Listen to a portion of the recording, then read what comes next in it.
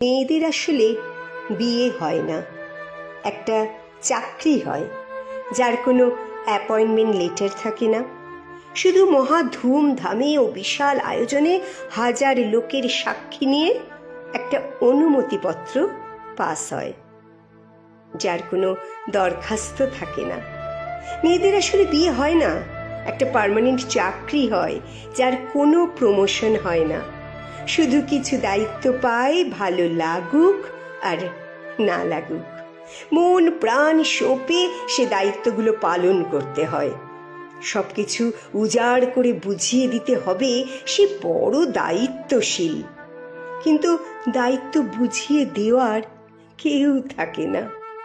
মেয়েদের আসলে বিয়ে হয় না, চমৎকার একটা চাকরি হয় যার কোনো বেতন হয় না।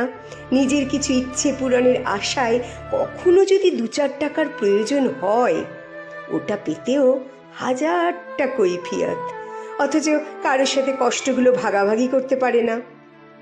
মেয়েদের আসলে বিয়ে হয় না, খাওয়া পড়ার জন্য একটা চাকরি হয় যার কোনো প্রভিডেন্ট ফান্ড নেই। ফান্ড বলতে জীবনকে তুচ্ছ করে সবাইকে আগলে রেখে সবার মন জুগিয়ে চলা, নিজেকে টিকিয়ে রাখা, কিন্তু তবুও তার কোনো অভিযোগ থাকে না। মেয়েদের আসলে বিয়ে হয় না, সংসার নামে একটা অফিস হয় যেখানে অবসরপ্রাপ্ত বলে কোনো জীবন নেই, নেই কোনো সহকর্মী বা পাশের টেবিলের সিনিয়র বড় ভাই।